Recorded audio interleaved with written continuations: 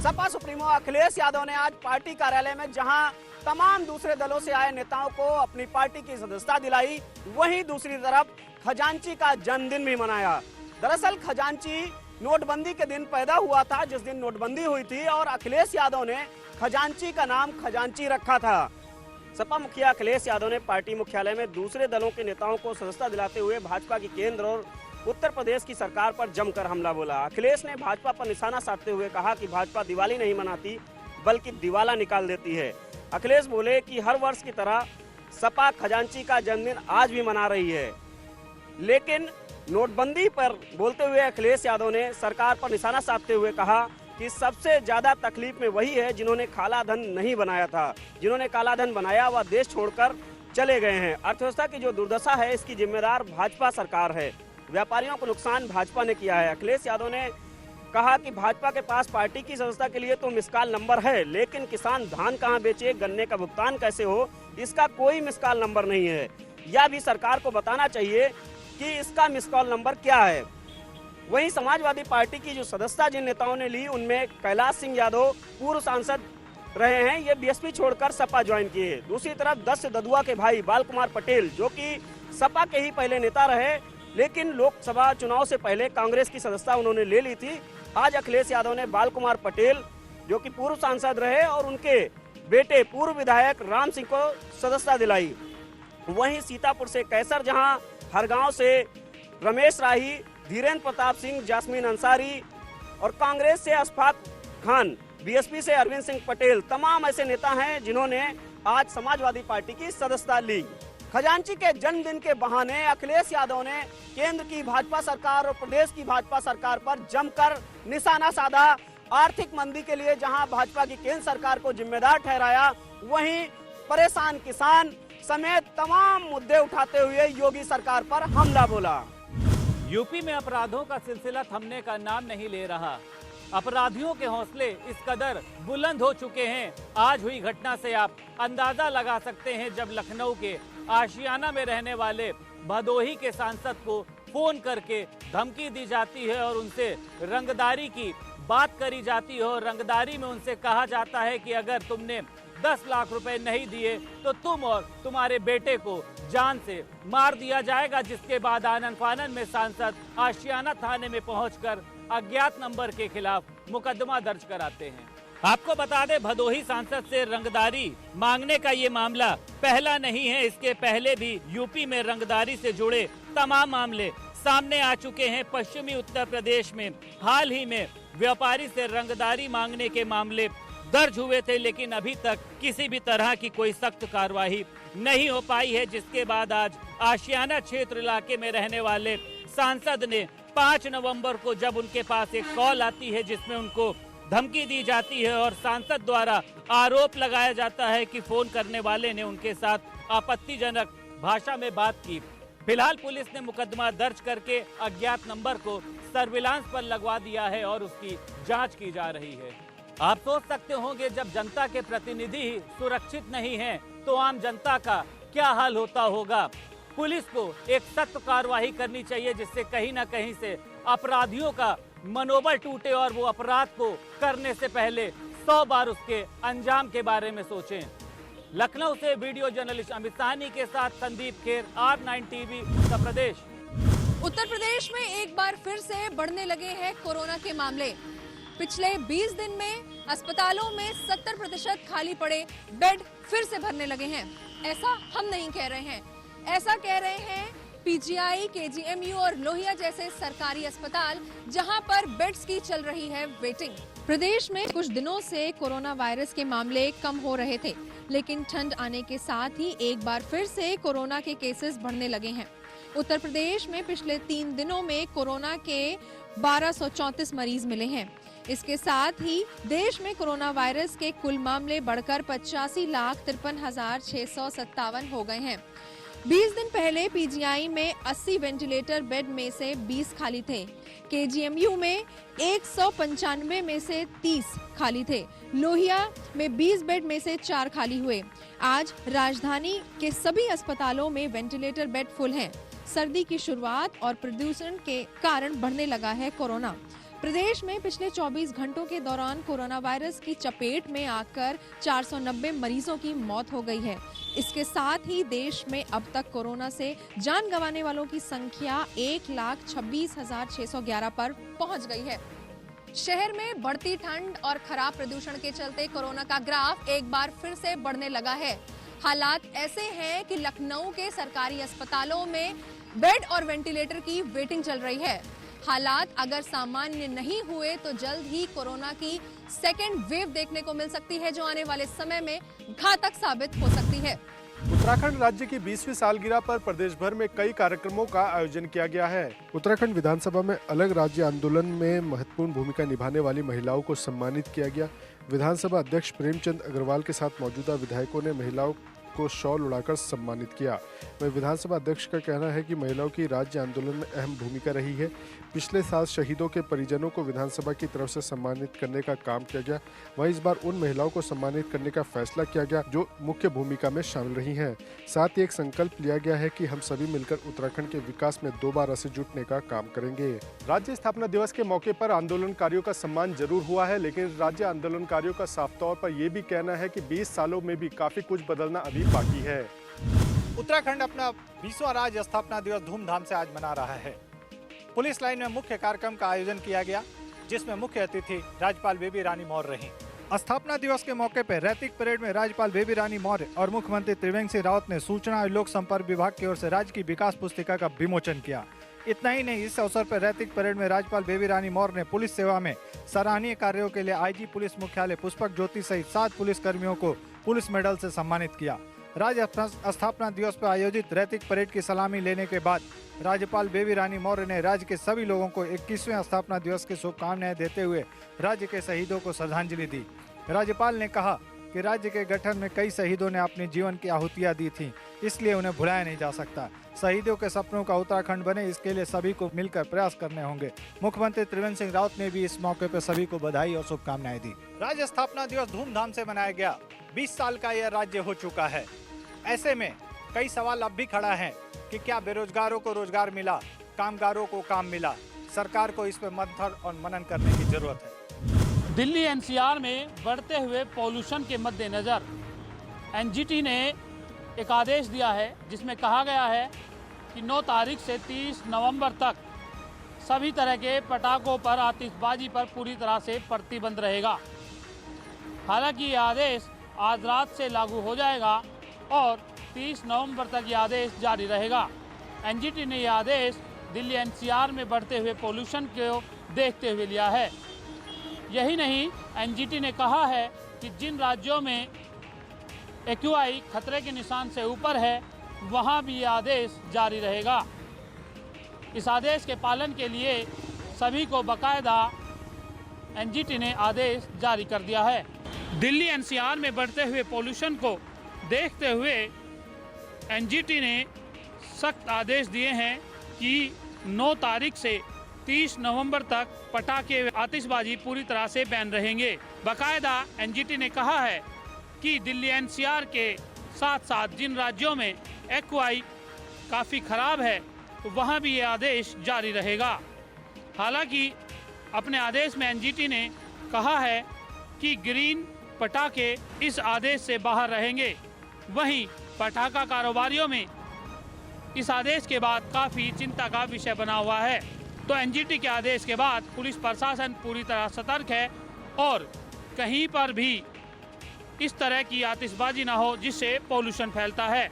NGT के इस आदेश के बाद एक तरफ जहां पटाखा कारोबारियों में काफ़ी चिंता का विषय बना हुआ है, तो वहीं पुलिस प्रशासन ने पूरी तैयारी कर ली है कि दीपावली पर किसी भी तरह के पटाखे ना जलाए जाएं। हालांकि एनजीटी ने ग्रीन पटाखे जलाने पर छूट दी है, तो वहीं अब इस आदेश के पालन के लिए प्रशासन ने भी कमर कस ली है। दीपावली से पहले आज प्रधानमंत्री नरेंद्र मोदी ने अपने संसदीय क्षेत्र वाराणसी को 614 करोड़ रुपए की योजना का तोहफा दिया है। वीडियो कॉन्फ्रेंसिंग के द्वारा हुए इस कार्यक्रम में सीएम योगी और राज्य सरकार के कैबिनेट मंत्री के साथ साथ काशी के लोग भी शामिल हुए। प्रधानमंत्री नरेंद्र मोदी ने अपने वाराणसी में वर्चुअल कार्यक्रम के दौरान संबोधन में कहा कि काशी में जो भी हो रहा है वो बाबा विश्वनाथ की कृपा से हो रहा है। पीएम मोदी बोले कि अब काशी स्वास्थ्य सुविधाओं का हब बन रहा है और दिवाली का त्योहार सभी काशीवासियों के लिए सुख, समृद्धि और खुशियां लेकर आएगा। पीएम मोदी ने लोगों को शहर में विकास कार्यों की उपलब्धता की जानकारी दी। पीएम ने किसानों, कारोबारियों और आम नागरिकों के लिए काशी में किए गए सरकार के प्रयासों से अवगत कराते हुए भविष्य की योजनाओं की झलक भी दिखाई। आपको बता दें कि पीएम मोदी ने यहां फिर एक बार लोगों से लोकल सामान का उपयोग करने की अपील की। पीएम ने कहा कि सिर्फ दिए लेना ही लोकल नहीं है, बल्कि जितना भी सामान भारत में बनता है उन सभी का उपयोग करना जरूरी है। गाजियाबाद की मुरादनगर विधानसभा सीट से विधायक अजीत पाल त्यागी के मामा नरेश त्यागी की हत्या के मामले में एक नया मोड़ आ गया है। पूर्व कैबिनेट मंत्री और अजीत पाल त्यागी के पिता राजपाल त्यागी ने अपने छोटे बेटे पर ही आरोप लगाया है कि वो अपने बड़े भाई को हत्या के इस मामले में जबरन फंसाना चाहते हैं। पूर्व कैबिनेट मंत्री राजपाल त्यागी ने आरोप लगाया है कि उनका छोटा बेटा यानी विधायक अजीत पाल त्यागी नहीं चाहते कि गिरीश त्यागी का परिवार राजनीतिक रूप से सक्रिय हो। गिरीश के बेटे मोहित की पत्नी रश्मि जिला पंचायत चुनाव लड़ना चाहती हैं, जिसको लेकर मुरादनगर विधायक ने मुझसे ये कहा था कि अगर वो चुनाव लड़ती हैं तो मैं शहर छोड़कर चला जाऊंगा या विदेश चला जाऊंगा, जिसे मैंने नजरअंदाज कर दिया।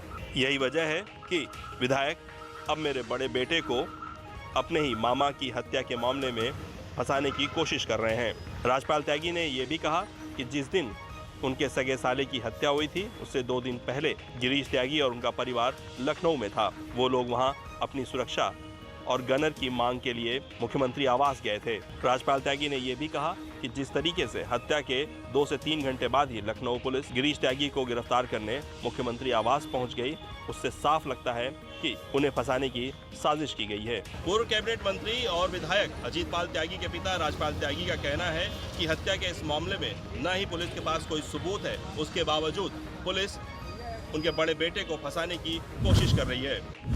R9 टीवी के न्यूज डायरेक्टर उमेश शर्मा के नेतृत्व में आज उत्तराखंड का स्थापना दिवस बड़ी ही धूमधाम के साथ मनाया गया। मुजफ्फरनगर में रामपुर तिराहा स्थित उत्तराखंड शहीदी स्मारक पर सबसे पहले तो उन शहीदों को श्रद्धा सुमन अर्पित करते हुए नमन किया गया जिन्होंने उत्तराखंड राज्य के निर्माण में अपने प्राणों की आहुति दी थी, जिसके बाद 1 किलोमीटर तिरंगा को फहराया गया। दरअसल जनपद मुजफ्फरनगर में थाना छपार क्षेत्र के रामपुर तिराहा स्थित उत्तराखंड शहीदी स्मारक स्थल पर आज उत्तराखंड के 21वें स्थापना दिवस के मौके पर R9 टीवी के न्यूज डायरेक्टर उमेश कुमार शर्मा के नेतृत्व में उत्तराखंड का स्थापना दिवस बड़ी ही धूमधाम के साथ मनाया गया, जिसमें उमेश शर्मा के साथ भारी संख्या में लोग मौजूद रहे, जिन्होंने सबसे पहले शहीद स्मारक पर उत्तराखंड के उन शहीदों को श्रद्धा सुमन अर्पित करते हुए नमन किया जिन्होंने उत्तराखंड राज्य के गठन के दौरान संघर्ष में अपने प्राणों की आहुति दी थी। गौरतलब है कि जनपद मुजफ्फरनगर के रामपुर तिराहा पर उत्तराखंड राज्य के निर्माण की मांगों को लेकर शांतिपूर्वक मार्च के दौरान पुलिस प्रशासन द्वारा हिंसक घटना की गई थी और उस वारदात में 7 उत्तराखंड आंदोलनकारियों ने अपने प्राणों की आहुति दी थी, जिसके बाद उत्तराखंड राज्य के गठन के बाद उन शहीदों की स्मृति में यहाँ एक स्मारक बनाया गया था। उत्तराखंड राज्य के निर्माण को भले ही 20 बरस बीत चुके हों, मगर उन अधिकारियों को अभी तक सजा नहीं मिली है जिन्होंने उत्तराखंड आंदोलनकारियों पर बर्बरता की थी। मुजफ्फरनगर से परवेश मलिक, R9 टीवी, उत्तर प्रदेश। रामनगरी अयोध्या में इस वर्ष डिजिटल दीपोत्सव की तैयारी है। लेजर आतिशबाजी किया जाएगा तो वहीं 5,51,000 दीप राम की पैड़ी पर जलाए जाएंगे। तो वही रामकथा पाठ में भगवान श्री राम का राज्याभिषेक का आयोजन होगा। इस दौरान उत्तर प्रदेश के मुख्यमंत्री योगी आदित्यनाथ व महामहिम राज्यपाल आनंदीबेन इस कार्यक्रम की मुख्य अतिथि होंगी। रामनगरी अयोध्या में चौथे दीपोत्सव की तैयारी लगभग पूरी हो चुकी है और इस बार दीपोत्सव कोविड-19 को ध्यान में रखते हुए सीमित लोगों के बीच इस पूरे आयोजन को किया जाएगा। रामकथा पार्क राम की पैड़ी के साथ इस वर्ष राम जन्मभूमि परिसर को भी दीपोत्सव के आयोजन से जोड़े जाने की तैयारी है। राम की पैड़ी पर जहां 5,51,000 दीप जलाकर वर्ल्ड रिकॉर्ड बनाया जाएगा, तो वहीं रामलला के दरबार में भी 11,000 दीप प्रज्वलित कर भव्य दीपोत्सव का आयोजन किया जाएगा, जिसके लिए उत्तर प्रदेश के मुख्यमंत्री योगी आदित्यनाथ स्वयं राम जन्मभूमि परिसर में पहुंचेंगे। वहीं अयोध्या के रामकथा पार्क पर भगवान श्री राम, माता जानकी व लक्ष्मण के साथ पुष्पक विमान रूपी हेलीकॉप्टर से पहुंचेंगे, जहां उनका स्वागत महामहिम राज्यपाल आनंदीबेन करेंगी और राज्याभिषेक भगवान श्री राम का राज तिलक के लिए उत्तर प्रदेश के मुख्यमंत्री योगी आदित्यनाथ रामकथा पार्क पहुंचेंगे। इस दौरान पूरी अयोध्या को रंग बिरंगे झालों से सुसज्जित किया जा रहा है। साकेत महाविद्यालय से 11 झांकियों की शोभा यात्रा भी निकाली जाएगी। इस दौरान पूरी अयोध्या सख्त सुरक्षा के घेरे में होगी। अयोध्या में दीपोत्सव की तैयारी पूरी हो चुकी है। सरयू घाट से लेकर राम जन्मभूमि परिसर तक भव्य रूप से सजाए जाने का कार्य भी लगभग पूरा हो चुका है। अब 13 तारीख जब भगवान श्री राम अयोध्या में आगमन होगा और पूरी अयोध्या उनका स्वागत करेगी। इसको लेकर पूरी तरह अयोध्या तैयार है। अयोध्या से सतराज, R9 TV। हाथरस के मंडावली यमुना एक्सप्रेसवे पर उस वक्त बड़ा हादसा हो गया जब घनी धुंध के चलते 8 गाड़ियां आपस में एक दूसरे से टकरा गईं। हादसा इतना ज़बरदस्त था कि 2 लोगों की दर्दनाक मौके पर ही मौत हो गई, जबकि 7 लोग आगरा के एक अस्पताल में अभी भी ज़िंदगी और मौत के बीच झूल रहे हैं। आपको बता दें, हाथरस की सदर कोतवाली क्षेत्र की मंडावली यमुना एक्सप्रेसवे पर घनी धुंध के चलते एक बड़ा सड़क हादसा हो गया। हादसा इतना ज़बरदस्त था कि एक के बाद एक 8 गाड़ियां अनियंत्रित होते हुए आपस में टकरा गईं, जिसके बाद 2 लोगों की मौके पर ही दर्दनाक मौत हो गई, जबकि 7 लोग अभी भी गंभीर रूप से घायल हैं। घायलों को इलाज हेतु आगरा के एक अस्पताल में रेफर किया गया है, जहां 7 जिंदगियां अभी भी मौत से जंग लड़ रही हैं। पुलिस ने राहगीरों की मदद लेते हुए घायलों को अस्पताल पहुंचाया, तो वहीं दोनों शवों को कब्जे में लेते हुए पोस्टमार्टम के लिए भेज दिया है। आंकड़ों की यदि बात की जाए तो हर साल धुंध के चलते हाईवे पर सैकड़ों जिंदगियां मौत की भेंट चढ़ जाती हैं। हाथरस से कैमरा पर्सन जिशान के साथ समीर अली, R9 TV, उत्तर प्रदेश। मुख्यमंत्री योगी आदित्यनाथ आज 2 दिवसीय दौरे पर बलरामपुर पहुंचे, जहां वो आज देर शाम अधिकारियों के साथ बैठक करके और योजनाओं की समीक्षा करेंगे। सूत्रों की माने तो ये उनका निजी दौरा है, जो देवी पाटन मंदिर पर चल रहे एक धार्मिक अनुष्ठान के समापन में शामिल होने का है। दौरे के पहले दिन मुख्यमंत्री ने देर शाम अधिकारियों के साथ समीक्षा बैठक की, जिसमें उन्होंने बलरामपुर जिले में संचालित हो रही योजनाओं के प्रगति का जायजा लिया। अगली सुबह मुख्यमंत्री परंपरा के अनुसार मंदिर में स्थापित आदिशक्ति माँ भगवती की आराधना करेंगे, जिसके बाद वो मंदिर परिसर में बनी गौशाला में पहुंचकर गायों को चारा भी खिलाएंगे और कार्यक्रम के अनुसार करीब 8:30 बजे वो भौनियापुर स्थित हेलीपैड से लखनऊ के लिए रवाना होंगे।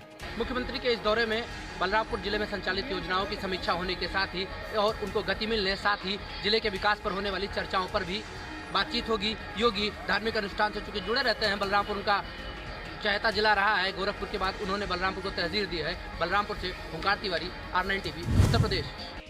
कल सुबह से लापता 55 वर्षीय हार्डवेयर कारोबारी का उन्हीं की कार में पड़ा मिला है सब। पास में ही एक रिवॉल्वर भी पड़ी हुई मिली है। पुलिस मौके पर पहुंच गई है और जांच पड़ताल में जुटी हुई है। सबको कब्जे में लेकर पोस्टमार्टम हाउस के लिए भेज दिया है। आपको बता दें, क्वारसी थाना इलाके के रामन टीला निवासी अशोक शर्मा परिवार के साथ रहते थे। कल सुबह से वो अचानक लापता थे और परिजन उनकी लगातार तलाश कर रहे थे। आज सुबह हरदोगंज पुलिस द्वारा परिजनों को सूचना दी गई कि सेंट्रो कार में उनका शव पड़ा हुआ है। परिजन मौके पर पहुंच गए और पास से ही एक लाइसेंसी रिवॉल्वर भी बरामद की है। हालांकि पुलिस हत्या या आत्महत्या की गुत्थी सुलझाने में उलझी हुई है। परिजनों का घटना के बाद रो रो कर बुरा हाल है और पुलिस मामले की जांच पड़ताल में जुटी हुई है। अब देखने वाली बात यह है कि हत्या या आत्महत्या ये पुलिस जांच में ही तय हो पाएगा। कार में सब मिलने के बाद पुलिस प्रशासन में हड़कंप मच गया है। वहीं पुलिस हत्या और आत्महत्या की गुत्थी सुलझाने में उलझी हुई है। घटना के बाद परिजनों का रो रो कर बुरा हाल है। अलीगढ़ से कैमरामैन बबलू के साथ प्रमोद कुमार, R9 TV, उत्तर प्रदेश। मुख्तार अंसारी और उनके करीबियों के खिलाफ गैंगस्टर एक्ट के तहत लगातार जिला प्रशासन के द्वारा कार्रवाई की जा रही है, जिसके तहत 6 नवंबर को जिला अधिकारी ने 28 करोड़ 58 लाख की संपत्ति कुर्क करने का निर्देश जारी किया है, जिसके तहत गाजीपुर में 3 भूखंडों का कुर्की की कार्रवाई होना निश्चित है, जिसमें 2 भूमिखंड का कुर्की की कार्रवाई की जा चुकी है। आज एक भूखंड के कुर्क की कार्रवाई की गई है, जिसके संपत्ति या मालकियत ये कहा जाए तो 1 करोड़ 38 लाख 96 हज़ार की है, जो अब्बास अंसारी और उनके पत्नी अफसा अंसारी के नाम से दर्ज है। मुनादी बजवाकर जिला प्रशासन ने आज कुर्की की कार्रवाई की है। CO और तहसीलदार के नेतृत्व में ये कार्रवाई की गई है। बता दें जबकि कुल मिला के अब तक मुख्तार अंसारी और उनके करीबियों के खिलाफ तकरीबन 150 करोड़ की संपत्ति के कुर्क और ध्वस्तीकरण की कार्रवाई की जा चुकी है और साथ ही 77 असलहे निलंबित कर जब्तीकरण की भी कार्रवाई की जा चुकी है। Alok Tripathi, R9 TV, Ghazipur. हरदोई में किसान यूनियन के पदाधिकारियों ने अपनी विभिन्न मांगों को लेकर हरदोई लखनऊ राजमार्ग को जाम कर दिया है। जाम में सैकड़ों वाहन घंटों फंसे रहे। वहीं इस दौरान किसान यूनियन के पदाधिकारी डीएम को बुलाने की मांग कर रहे थे। दरअसल पूरा मामला कछौना कोतवाली इलाके का है, जहां पर कछौना चौराहे पर हरदोई लखनऊ राजमार्ग को किसान यूनियन के पदाधिकारी द्वारा जाम कर दिया गया। वहीं किसानों पर जिस तरीके से लगातार मुकदमे दर्ज हो रहे हैं, साथ ही गांव में अवैध कब्जों को लेकर किसान यूनियन लगातार प्रदर्शन कर रही थी, जिसको लेकर खास सुनवाई न होने के बाद आखिरकार किसान यूनियन उग्र हो गई और उसने हरदोई लखनऊ हाईवे को जाम कर दिया। किसान यूनियन ने डीएम को बुलाने की मांग की, जहां पर पहुंचे एडीएम संजय कुमार और अपर पुलिस अधीक्षक ने समझा बुझाकर जाम को खुलवाया। वहीं किसान यूनियन ने अपनी मांगों की सूची एडीएम को सौंप दी है, जिसके बाद एडीएम ने उनकी मांगों की सूची पर जांच कराकर जल्द ही निस्तारण की बात भी कही है। लेकिन अब देखना ये होगा कि क्या किसान यूनियन की मांगों को पूरा किया जाता है। हरदोई से इंद्रेश दीक्षित, R9 टीवी, उत्तर प्रदेश। देश में भले ही लगातार कोरोना के आंकड़े कम हो रहे हैं, लेकिन ऐसे में गोंडा जिले में एक बार फिर कोरोना बम फूटा है, क्योंकि जिला बाल कारागार में 39 ऐसे लोगों वहां पर संक्रमित पाए गए हैं, जिसमें से 35 बच्चे और 4 वहां के कर्मचारी। हालांकि 39 ऐसे लोगों को संक्रमित पाए जाने के बाद जिले में हड़कंप मचा हुआ है। राजकीय संप्रेक्षण गृह में 39 लोगों के कोरोना वायरस पाए जाने के बाद हड़कंप मच गया। दरअसल बाल कारागार में बंद 34 लोग और 4 कर्मचारी कोरोना संक्रमित पाए गए हैं। स्वास्थ्य विभाग की तरफ से किए गए RT-PCR जांच में कोरोना की पॉजिटिव रिपोर्ट आई है। इसके बाद बाल कारागार को सील करते हुए सभी बच्चों को आइसोलेट कर दिया गया है। बाल कारागार के जेलर AK अवस्थी के मुताबिक बंदियों को बुखार होने की दशा में स्वास्थ्य विभाग को इसकी सूचना दी गई थी। इसके बाद प्रभारी सीएमओ ने टीम भेजकर इसकी जांच कराई तो बाल कारागार में बंद सभी बंदी व कर्मचारी कोरोना पॉजिटिव पाए गए। जिले में कोरोना संक्रमण की बात करें तो अब तक 4641 कोरोना वायरस मरीज सामने आ चुके हैं। इनमें से 53 लोगों की मौत भी हो चुकी है, जबकि 253 पॉजिटिव मरीजों का इलाज चल रहा है। हालांकि पॉजिटिव पाए गए सभी लोगों को संप्रेक्षण गृह में आइसोलेट किया गया है और उनका उपचार किया जा रहा है। हालांकि 39 कोरोना पॉजिटिव पाए जाने के बाद जब जिला प्रोविजन अधिकारी से बात की गई तो उनका साफ तौर पर कहना था कि जो कोरोना को लेकर जो वहां पर सुरक्षा होनी चाहिए वो पूरी तरह से की जा रही है। लेकिन ऐसे में कहीं ना कहीं सवाल जरूर खड़ा होता है, क्योंकि लगातार 39 ऐसे लोग एक साथ कोरोना पॉजिटिव पाए जाने के बाद जिला प्रशासन पर सवाल खड़े हो रहे हैं। गोंडा से राजकुमार सिंह, R9 टीवी, उत्तर प्रदेश। आजमगढ़ में क्राइम रुकने का नाम नहीं ले रहा है। ताज़ा मामला अहरौला क्षेत्र के गोपालगंज बाजार की है, जहां एक बाइक पर 3 बदमाश आए और एक युवक को गोली मार दी। मामला जनपद आजमगढ़ के अहरौला थाना क्षेत्र के गोपालगंज बाजार स्थित एक मिठाई कारोबारी पर चुनावी रंजिश को लेकर फायरिंग की गई। एक बाइक पर सवार 3 बदमाशों ने घटना को अंजाम दिया है। समोसा छानने वाले कढ़ाई को सीने पर लगाकर मिठाई कारोबारी ने अपनी जान बचाई है। पैर में गोली लगने से वह घायल है। उसे जिला अस्पताल से वाराणसी ट्रामा सेंटर के लिए रेफर कर दिया गया है। घटना की सूचना पाकर पुलिस महकमे में हड़कंप मचा हुआ है। वहीं इस मामले में लापरवाही को देखते हुए पुलिस अधीक्षक सुधीर कुमार सिंह ने थानाध्यक्ष अहरौला को जमकर फटकार लगाई है। Qayamuddin Azmi, R9 TV, Azamgarh. Bollywood actor Sushant Singh Rajput के मौत के मामले में ड्रग एंगल जुड़ने के बाद से एनसीबी एक्शन में है। एनसीबी लगातार बॉलीवुड हस्तियों के यहाँ छापेमारी कर रहा है और ड्रग पैडलर्स पर शिकंजा कस रहा है। इस बार अर्जुन रामपाल के मुंबई स्थित बांद्रा हाउस में एनसीबी ने छापेमारी की है। बांद्रा के अलावा उनके खार और अंधेरी की प्रॉपर्टी पर भी छापा मारा गया है। बता दें कि अर्जुन रामपाल के घर एनसीबी अफसर पहुँचे थे। अर्जुन के घर से कई बड़े सूटकेस लेकर एनसीबी अधिकारी जाते दिखे। ये बताया जा रहा है कि अर्जुन रामपाल के घर तलाशी अभियान अभी भी जारी है। करीब 20 दिन पहले एनसीबी ने अगीसी लाओस को गिरफ्तार किया था। इनका रिश्ता अर्जुन रामपाल से था। अगीसी लाओस अर्जुन रामपाल की गर्लफ्रेंड गैब्रिएला के भाई हैं। 11 नवंबर को एनसीबी ने अर्जुन रामपाल को दफ्तर में हाजिर होने के लिए समन भेजा है। एनसीबी ने अर्जुन रामपाल के घर से कुछ डिजिटल डिवाइस को सीज किया है, जिसकी जांच एनसीबी करेगा। एनसीबी के मुताबिक अर्जुन रामपाल के घर से कुछ बैन मेडिसिन भी बरामद की गई है, जो एनडीपीएस एक्ट में शामिल है।